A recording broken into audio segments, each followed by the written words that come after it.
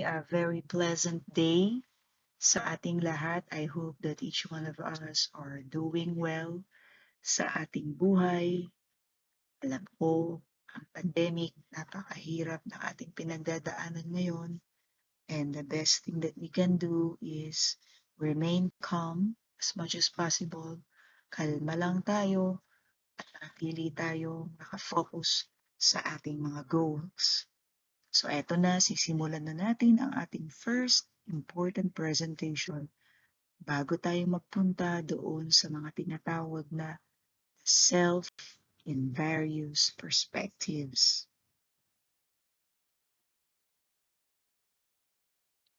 Okay. So meron tayo dito mga vocabulary na kailangan na mabalikan natin.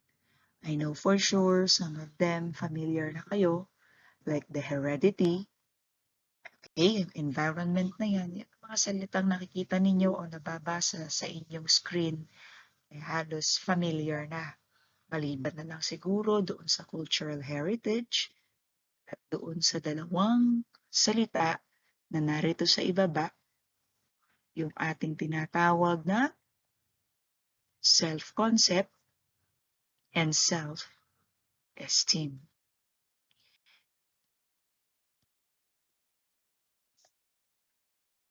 Okay, why is heredity related dito sa subject natin? Ang usual na pinapagawa ko dito na example para mas lalo ninyo itong ma-appreciate is yung tumingin kayo sa harap ng salamin. Usually, pag ikaw tumingin ka sa salamin, nakikita mo yung reflection ng iyong sarili. Physically, nakikita mo ang iyong sarili kung ano ang katangian ng iyong sarili. Obvious na obvious, makikita mo yun sa salamin. Kung hindi man, yung kumuha ka ng selfie sa cellphone, appreciate mo yung look mo. Ito yung magsasabi na ito ang mga tinataglay mong katangian based sa namana mo sa iyong mga magulang. Okay? Bakit mahalaga ito? Kasi kailangan nating tanggapin na pag sinabi nating heredity, ito yung mga katangian, the traits, no, na ipinamana sa atin ng ating mga magulang. Ito ang reason why merong pagkakaiba sa atin, why difference is actually present sa ating population. Okay, in addition diyan, pag sinabi mo kasing heredity, pinag-uusapan diyan yung inherited traits, kulay ng balat, ng buhok, ng mata, almost lahat ng mga physical nga na maaari mong i-explain sa sarili mo. Physically, yan yun. Pero ito, very important ito, no? At kailangan nating maintindihan ito. You have to accept the fact na hindi na magbabago ang iyong physical characteristics. Given na let's say wala tayong plastic surgery, no? Now kasi meron na tayong plastic surgery. Pero kung wala tayong teknolohiya para operahan natin ang ating sarili physically, hindi na talaga mababago. Kung ano yung itinidictate ng ating DNA, ay yun na yun din mismo ang lilitaw sa ating physical characteristics. And not only that, included din dyan yung ating mental abilities. Okay? So, ibig sabihin, halos ito na yung nagbe-build up sa atin physically and internally as programmed in our genetic material. So ito, kailangan tayong aware dito na may mga bagay sa ating sarili na sadyang nakalaan na ganun ang kanyang magiging kalagayan. So kung ang kulay ng iyong mata ay brown, kung ikaw ay matangkad, kung ikaw ay medium height, talagang yun ang naturalesa ng iyong katawan na kailangan mong tanggapin bilang isang nilalang. At yun ang isa sa mga struggle ng karamihan, no? Kasi pag sinabi mong inherited traits, ang hirap tanggapin ng katotohanan na eto ikaw.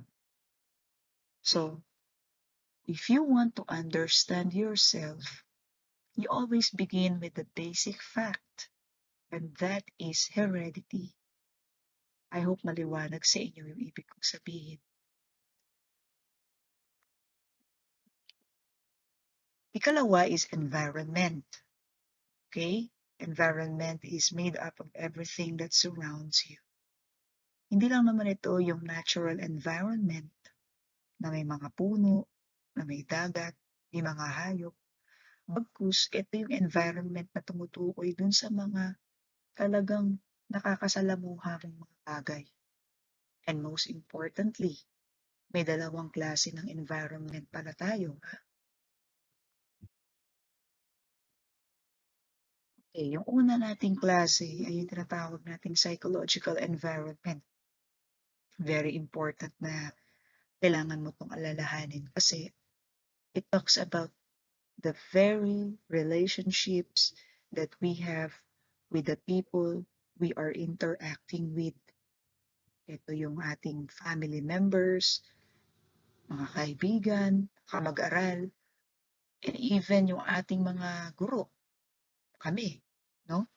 So, etong mga taong ito, napakahalaga ng kanilang connection sa atin kasi without us knowing, no, they actually influence our attitudes. So, alam niyo yung kasabihan na birds of the same feather flock together? Totoong-totoo yung saying na yun, na ang ibig sabihin nun, kung sino ang nakakasalamuha mo rin na tao, ay gano'n na gano'n rin ang iyong magiging kalagayan pagdating sa iyong pag-uugali. That is why we have to be careful dun sa pagpili ng ating mga sinasamahan na tao. We have to be, hindi ko naman sinasabing choosy, pero siguro dito papasok yung advantage ng choices. That you need to make nice choices in life. Hindi yung o sino lang yung in, sasamahan ninyo siya pero hindi ninyo isinasaalang-alang kung anong klaseng relationship ang pwede niyang i-build sa inyo. So yun ay isang warning lamang, okay? Second type of environment is a physical environment. Bukod sa tao, hindi lang naman tao ang nakaka-influence sa atin, no? Bagkus pati yung kinalakihan nating lugar, kung saan yung house natin naka-situate. Physically, ito yung location mismo kung saan ka naka-stay. So, halimbawa, kung ikaw ay nakatira sa isang village, executive village, maganda yung kalagayan sa mga villages because mayroon tayong 24/7 security dyan. And at the same time, maraming mga provisions sa isang village na kung saan malinis, no? May nagme-maintenance dyan, may mga maintenance dyan. Ah, Hindi lang yon, yung mismong relationship mo sa mga kapitbahay mo, masasabi mo na peaceful and healthy kasi yung mga taong nakakasalamuha mo doon, eh halos ka-level mo rin. Kung mag-isip marahil, no? Kasi parehas kayong nakapagtapos, pag-aaral, educated kayong parehas. So, you understand similar circumstances in life. On the other hand, if you are living on a, let's say, unfortunately, a squatter, no? Urban poor, ito yung mga lugar na hindi mo na mababago. Iba-iba yung mga taong nakakasalamuha mo dito because iba-iba rin yung kanilang kinalakhan, iba-iba yung kanilang pananaw. So, technically speaking, malaking adjustment ang kailangan mong gawin dito kasi samot-saring diversity ang kakasalamuha mo sa isang klase ng environment na ito. So, just like psychological environment, it also influences you as a person, the way you behave, yung character mo. So kung mag-o-observe ka, gusto mong pag-aralan yung katangian ng mga tao, napakagandang mag-social experiment ka, punta ka sa isang place. Usually, napapanood ito sa YouTube, no? Yung maraming mga vloggers na they try living in a slum for a week and they realize the different facet of people personality when they are there in the location. That's what I've said nga. So that's it. You need to be aware of this. Talagang environment plays a very important role in shaping our outlook as a person. Okay? So yan ang environment. So kung titingin ka sa salamin, hindi lang naman yung magulang mo ang nag-contribute ng iyong katangian, pagkus, pati yung kinalakihan mong lugar. Meron siyang influence kung paano ka manamit, kung paano ka mag-isip, kung paano ka kumilos. So very important yan, yung environment. You need to be aware of that.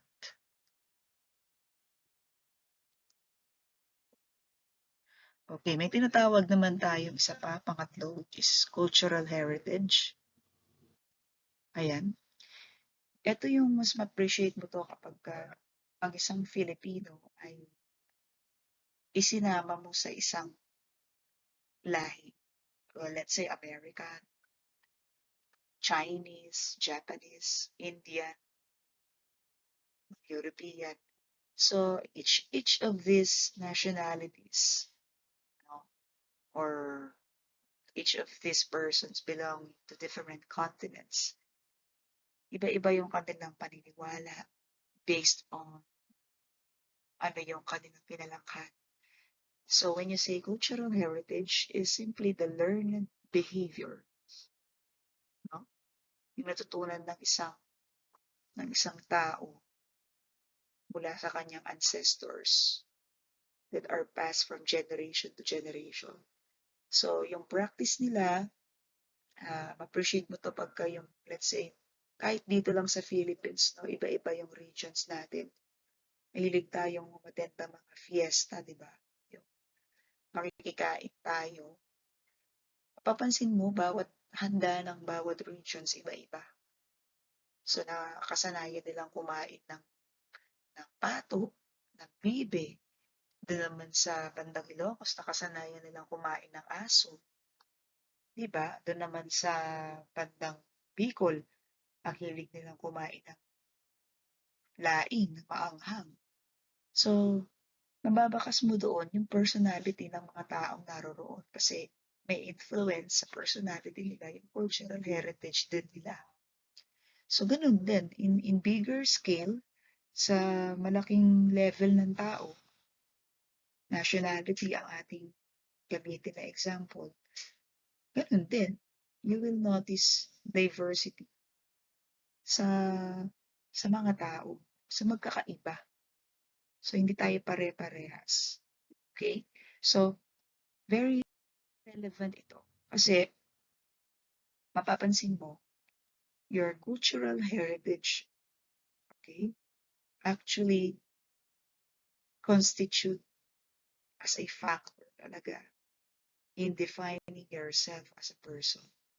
So, akala ko ganito ka lang, paalalahanin ka, hindi lang siguro dahil namana mo yun sa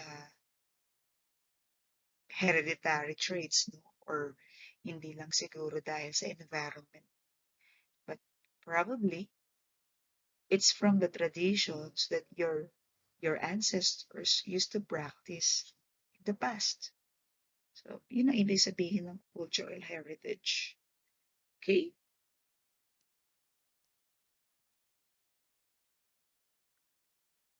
Okay, so yung cultural heritage na yan, napapansin mo yan kapag tao, nagkaroon na siya ng tinatawag na diversity, pagkakaiba-iba. So ito, itong nakikita niyong ito, these are examples of ethnic groups in USA. Marami kasing mga ethnic groups sa USA, laki-laki kasi ng USA. So may mga Native Americans, Europeans, Asians, Africans, Hispanics, and Caucasians. So in the Philippines, halos similarly, meron tayong mga tinatawag naman na indigenous people na halos nag-mix na rin with the people in the lower regions, no? When I say lower regions, yung mga nandoon sa plain, sa kapatagan. Kasi mga indigenous groups, halos karamihan sa kanila, they live in mountains or doon sa mga rural areas na malalayo, like malapit sa dagat. So that's the ethnic groups. Okay? So just like what I've said, mahalaga din na meron tayong diversity. Kasi kung may diversity tayo, ang sabi kasi sa human ecology law, which is the diversity principle, uh, despite the presence of differences among organisms, the diversity itself promote survival and balance. Kasi kung pare-pareho siguro tayo, it will not promote a healthy society at the same time. So I think nature is just nice to provide the opportunity for the living organisms to maintain balance because of the presence of diversity.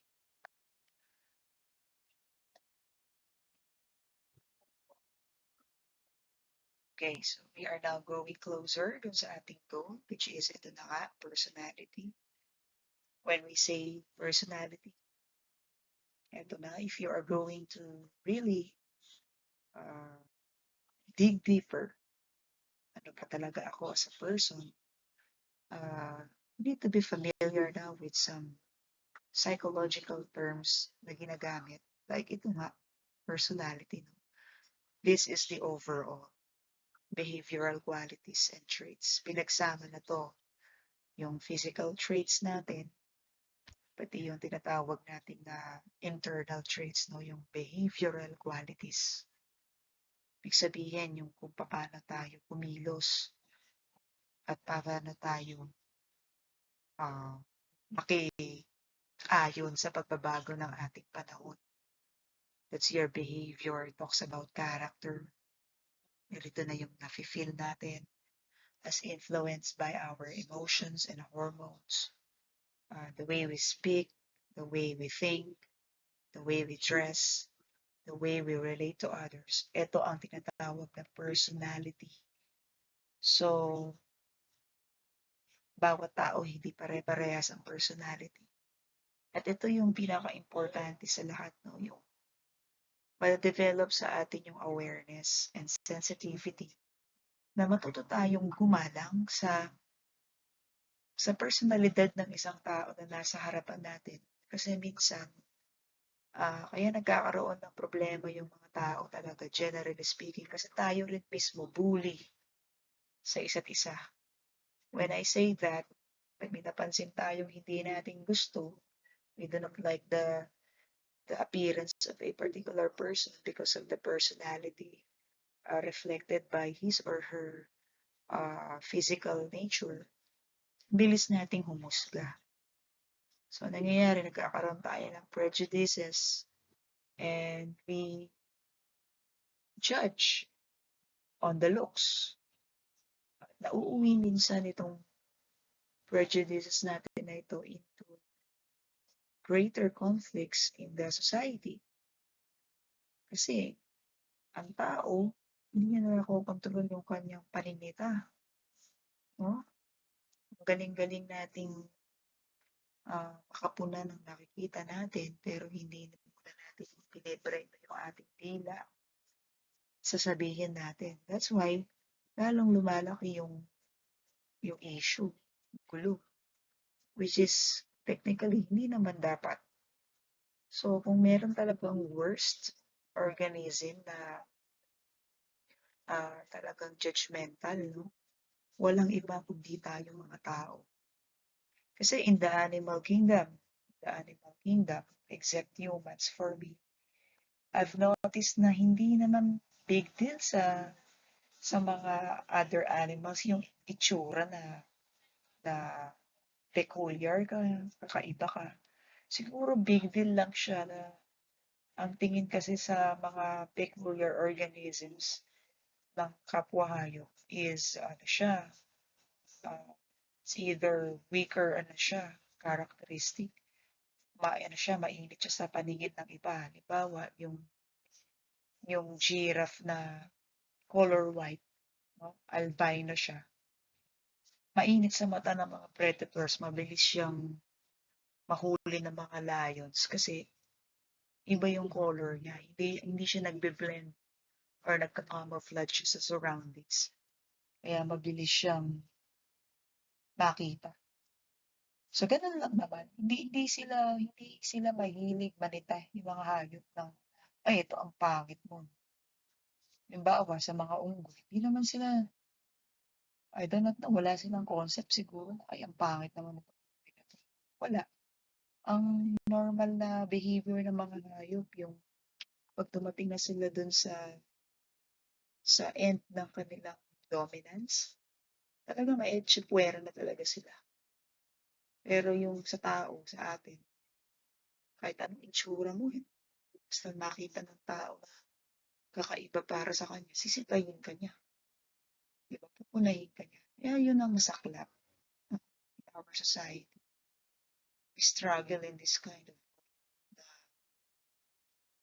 tayo mismo ang nag-create. Okay? So that's personality. Kailangan i-accept natin na may nature ang human society is like this na hindi tayo pare-parehas. So we need to be respectful despite differences. Okay.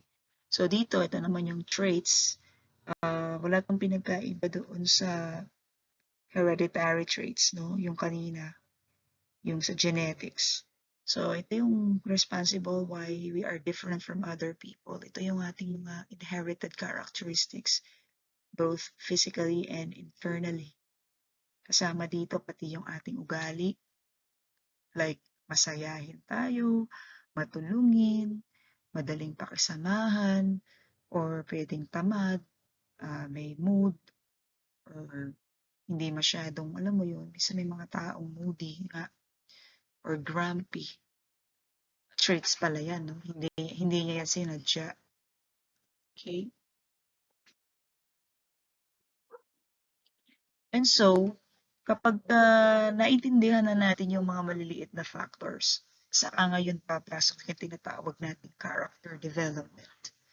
So, itong character is, hindi na ito yung physical, no? Ito na yung tinatawag natin na mga inner traits na pinaka-importante pagdating sa subject natin. Kasi ang tao, very relational being yan. Pero kapag ang character development mo bagsak, ay hindi ka makaka-relate sa iba the way that they are relating to you appropriately. Kaya nagkakaroon tayo ng conflict, nagkakaroon tayo ng di pagkakasundo or di pagkakaunawaan kasi it's either yung development of character sa atin, maaring hindi siya ganun kaayos habang tayo tumatanda. Or siguro kung hindi man ganun kaayos, delayed yung development ba? May ganun kasi yung matagal ma-develop yung isang certain aspect ng pagkatao natin na umabot pa tayo ng 50 years old, dun lang siguro tayo nasabing matured na. So it depends talaga. Okay, so ito siya. Ito na yung mga characteristics kung paano tayo makonsensya, karoon ng consideration para sa iba, mag-isip para sa iba, hindi lang yung sarili natin. So ito yun.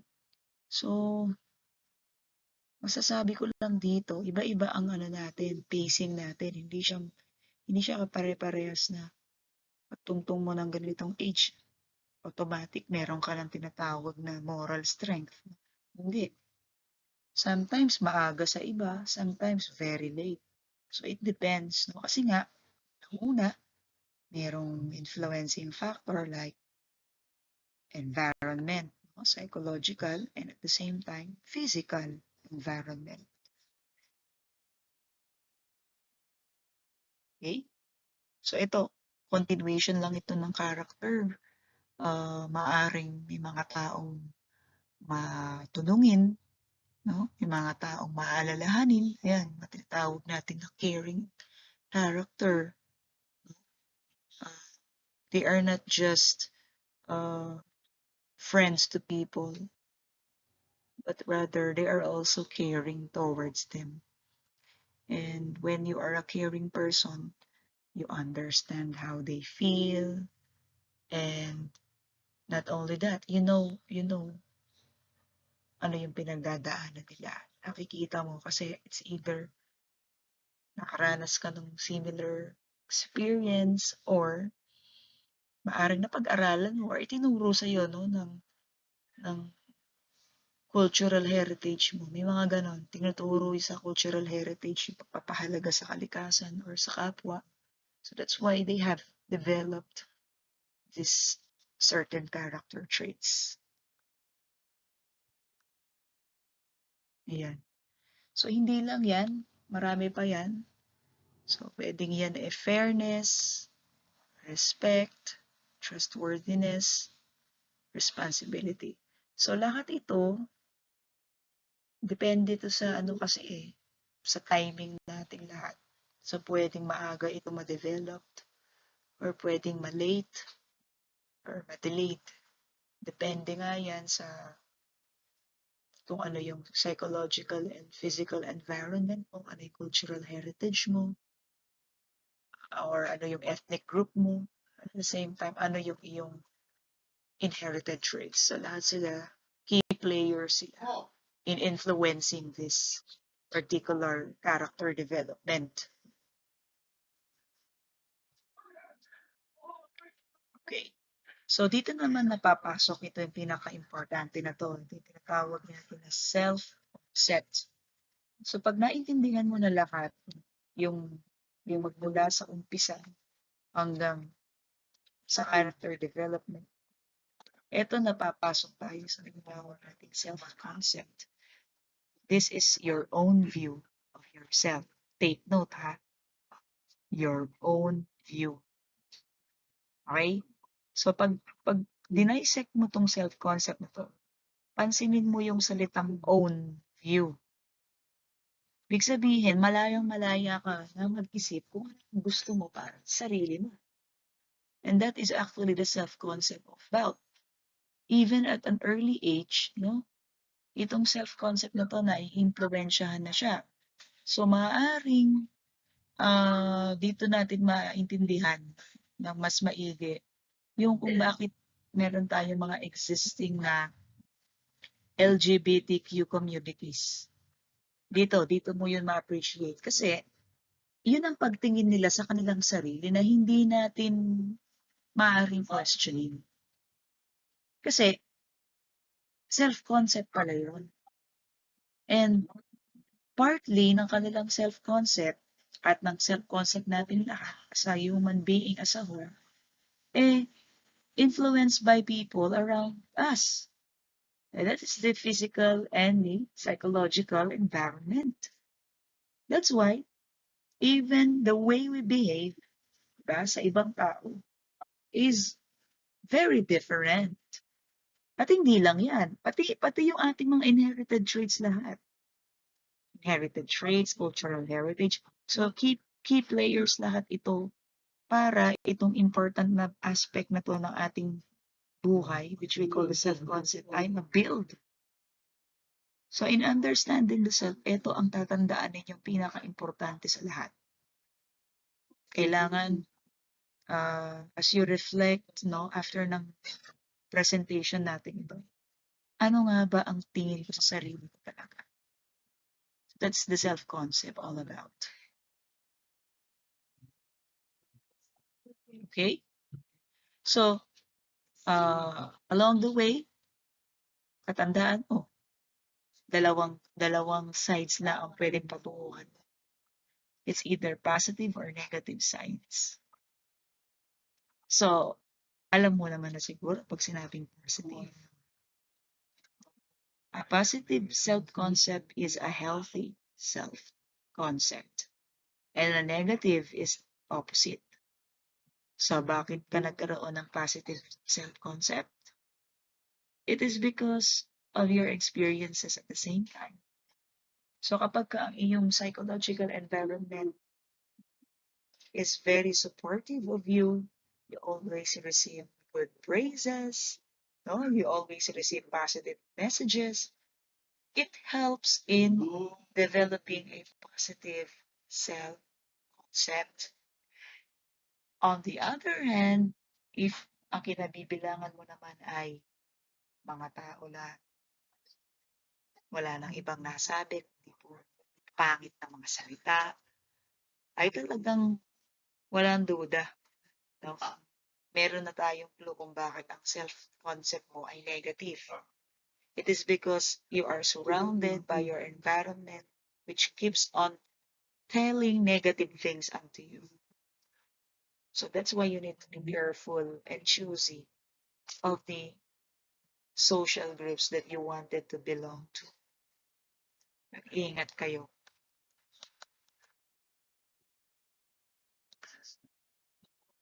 Okay? Kasi kapag ikaw ah, nabilang ka sa mga tao na gano'n, hindi mo made-develop ang positive na tingin mo sa iyong self-concept. Okay, meron pa tayong isang halimbawa dito. Ito naman yung minsan hindi mo naman sinasadya, ah, nabilang ka sa isang environment na very critical naman, yung talagang lalo na sa workplace, yung maraming puna, lalo na kapag may mga katrabaho ka do'n tapos ano ka, newbie ka do'n. Ang bilis ka nilang i-bully, no? Ang bilis pa nilang, yung bang parang i-initiate ka nila eh para mapabilang ka dun sa kanilang grupo. So dito mo masusukat yung tinatawag na ability to adapt, yung pakikisama mo, getting along with others. So ang maganda rito kasi, kapag ikaw na-test mo yung sarili mo, na-under ka ng isang critical organization na bilis ka nilang husgahan, dito mo masusukat kung hanggang saan ang tatag ng iyong kalooban eh. Kung magre-retaliate ka ba, o kaya gagawa ka ng paraan para lumaban ka. So titimbakin mo yung situation mo kasi hindi puwedeng ano lang, sugod lang ng sugod dahil galit ka sa sinabi nila sa'yo. You need to be considerate as well. At dito mo mate-train yung sarili mo sa pakikisama kasi if gusto mo lang na makaganti ka, well, you're not developing a good character inside you. That's not good news. Okay? Okay, so how are you going to develop and improve your self-concept? Unang-una, ito muna ang dapat mong makita. Masaya ka ba sa sarili mo? Tanggap mo ba yung hereditary traits mo? Tanggap mo ba yung kinabibilangan mong environment at group of friends mo? Kasi unang-una yan ang important. You have to like yourself first. Yan, ang galing-galing nating mag-like ng mag-like sa iba, pero sa self natin, hindi tayo nagla-like. So we are like hypocrites in nature. So be realistic about yourself. Kailangan, alam mo ang gusto mo at hindi mo gusto. Okay? And remember, no one is perfect. Kasi ang taong laging naghahanap ng perfections, lagi siya mapofrustrate. So dito, tinuturuan natin ang sarili natin na alalahanan natin na okay lang pala magkamali. As long as you are learning from the mistakes. But if you are not learning from the mistakes and you keep on committing the same mistakes, then you are therefore a fool. Ang laki mong tanga. Ayan, I'm sorry, I've used a a word. Ang laki mong tanga kasi hangal ka ba? Parang hangal ka. Hindi mo nakikita ang mga importanteng bagay na dapat mo makita. And hanap ka ng hanap ng solusyon kung paano ka magmasaya pero hindi natin nare-realize na kailangan muna nating mahalin at magustuhan ang ating sarili. Okay? And now, this one is a very nice, remember, in the inherited traits, pati yung mga abilities and talents ay namamana natin yan. So, let's build ourselves from the talents and abilities that are in it, in us. So, i-develop yan, gamitin natin yan para tayo umunlad. And not only that, look for positive relationship with other people, spend doing activities you really do enjoy. Okay? So, katawanan mo yung sarili mo. Minsan, punta ka sa kwarto mo, mag-ala joker ka, pero hindi naman yung joke na parang alam mo kasi iba kasi yung story ni Joker, eh, no? I mean, totoo naman si Joker sa sarili niya, kaya lang, yun nga, because of the mean society, prejudices, na-push si Joker sa kanyang limit na natanggapin niya na gano'n siya, no? Na talagang maaaring likas sa kanya na I do not know if you will agree with me na parang likas na sa akin na masama na ako. Gano'n kasi may mga gano'n eh. Yun ang mahirap kapag kung dumating ka na dun sa point na ang self-concept mo ay evil na. Okay? Nag-justify mo na yung actions mo na kaya mo nagawa isang bagay na yon kasi ganito. Oh, kasi masama naman kayo eh. Kaya ayos lang na gantihan ko kayo kasi you were bad people. Which is actually not a good sign of a good character development. Ang goal natin sa mundo ay mapabuti pa rin tayo as much as possible. Maging mga mabuti nila lang tayo hanggang sa pagtanda at hanggang sa pagdating ng panahon na aalis na tayo dito sa mundo.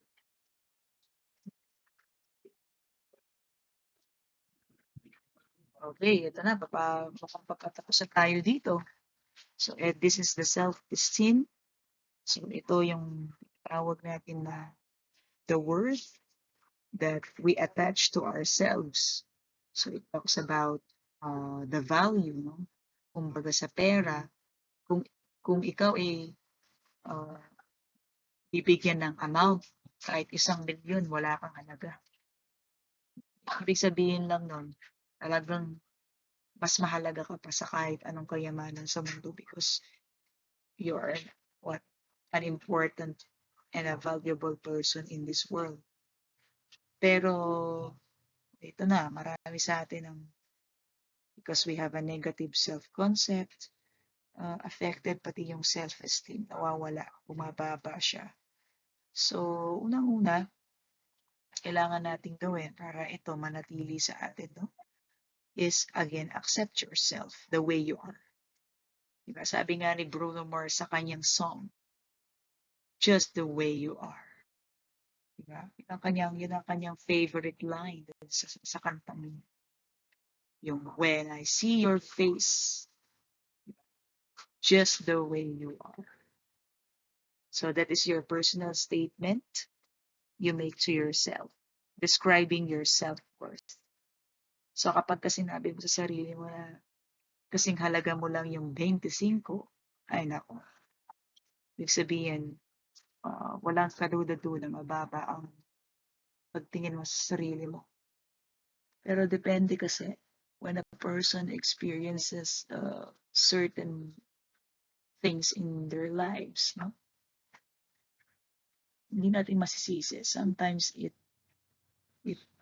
breaks down their barrier and hindi natin maiwasan. Bumababa na lang bigla yung kanilang self-worth. It's either na-frustrate sila, uh, hindi nila natanggap yung criticisms ng positively or physically na ano sila, na aksidente sila, lalo na yung mga ano, handicap, no, na handicap sa accident. Tingin nila huli ano na sila, yung tawag doon, yung inutil, wala na silang silbi. So yun, in a way, bumababa din talaga yung kanilang self-esteem. So, yun ang mga explanations kung bakit dumarating tayo minsan sa level na bumababa yung ating pagtingin sa sarili, self-esteem. Okay? Ito, sabi naman dito, having self-esteem does not mean that everything you do will be successful. Ang ibig lang na ipahiwatig ng self-esteem is actually giving yourself, no, the ability to maintain a realistic view of successes and failures.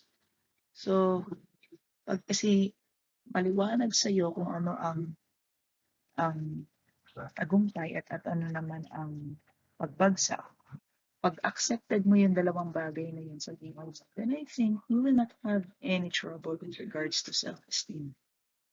Madaling maka-ano, makaagapay, madaling adapt sa changes. Kasi alam mo na yung sarili mo. No? Pag ikaw nag-fail ka, alam mo na kung paano mo i-handle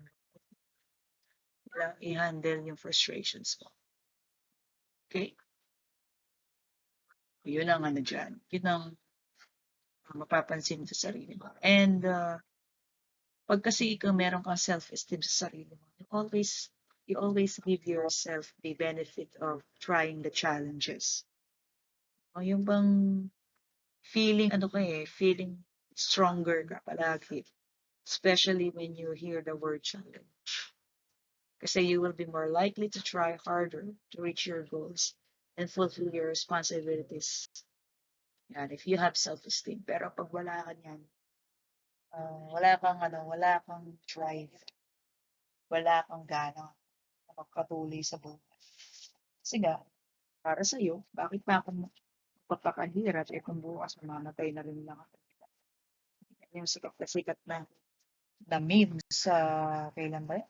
2018 or 2017. Sikat na sikat yung meme na yan. Lahat na lang na nakakasalamuha natin, puro yun ang mga sinasabi nila.